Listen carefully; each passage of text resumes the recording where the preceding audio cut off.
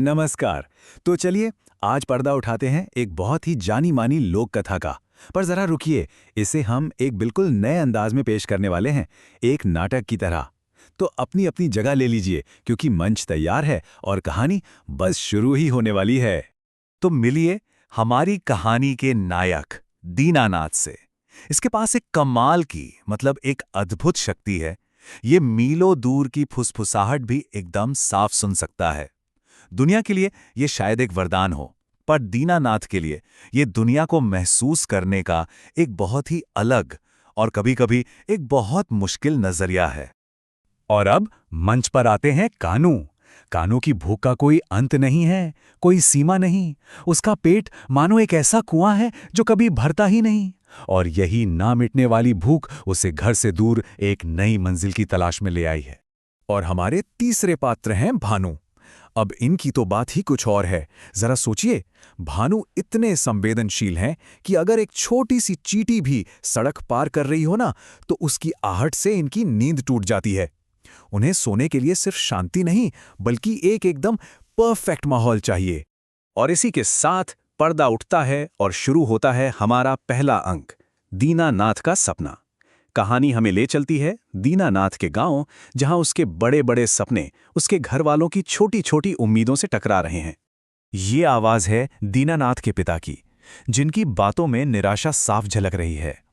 वो अपने बेटे की इस अनोखी शक्ति को बस दिन में देखे जाने वाले खोखले सपने मानते हैं। और यही सोच, यही टकराव हमारी कहानी में एक बहुत बड़ा मोड़ लाने वाला है। और बस पिता के ये कड़वे शब्द दीनानाथ के दिल में घर कर गए। उसी पल उसने एक फैसला किया कि अब वो खुद को साबित करके ही मानेगा। और इसी पक्के इरादे के साथ वो अपनी किस्मत को एक नया मोड़ देने के लिए घर से निकल पड़ता है। तो दीनानाथ घर से निकल चुका है और यहीं से शुरू होता है हमारा दूसरा अंक। उसका सफर उसे एक अनजान रास्ते पर ले जाता है, जहां उसकी मुलाकात दो ऐसे लोगों से होती है जो बिल्कुल उसी की तरह हैं, समाज की नजर में अजीब पर असल में अद्भुत।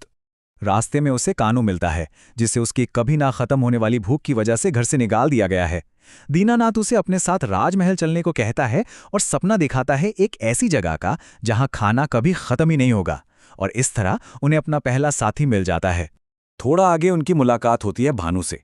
मजे की बात देखिए, जो भानु जोर जोर से खर्राटे ले रहा है, उसी की नींद इतनी कच्ची है, उसकी संवेदनशीलता पर यकीन करना मुश्किल है। दीनानाथ उसे भी एक आरामदायक और गहरी नींद का सपना दिखाता है और अपने साथ चलने के लिए मना लेता है।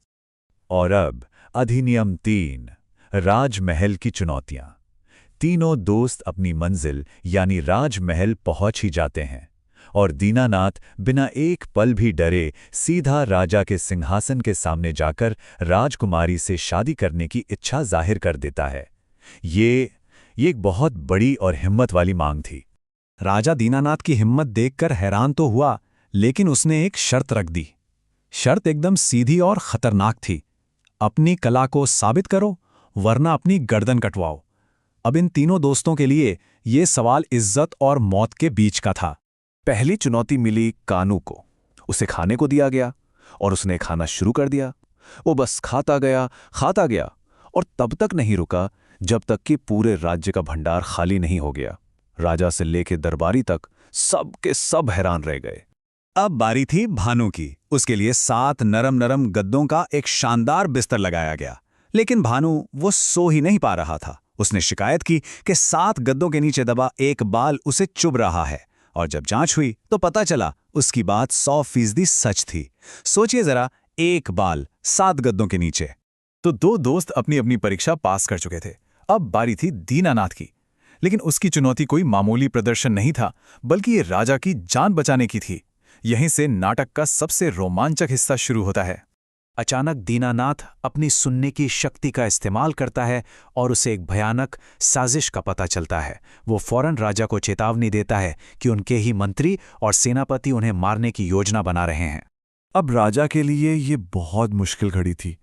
वो क्या करे? इस अजनबी लड़के पर यकीन करे या उसे धोखेबाज समझकर सजा दे दे? पूरे दरबार में एक अजीब सा सन्नाटा छा गया था। दीनानाथ राजा को एक तरकीब सुझाता है। वो कहता है कि उस रात राजा अपनी जगह बिस्तर पर एक पुतला लिटा दें। इससे साजिश करने वाले खुद ब खुद बेनकाब हो जाएंगे। और योजना ने बिल्कुल वैसा ही काम किया जैसा सोचा था। जैसे ही मंत्री और सेनापति पुतले पर हमला करते हैं, मंत्री खुशी से चिल्ला उठता है, मैं इस राज्य का राजा हूं। और ठीक उसी पल वे रंगे हाथों पकड़ लिए जाते हैं। और अब हम आ पहुंचे हैं नाटक के अंतिम अंक पर, वो अंक जहां हर साजिश का पर्दाफाश होता है और हमारे नायकों को उनकी हिम्मत का इनाम मिलता है। राजा दीनानाथ का बहुत एहसानमंद था। वो ना सिर्फ उसकी जान बचाने के लिए शुक्रिया अदा करता है, बल्कि उसे अपना दामाद और राज्य का वारिस भी बना देता है।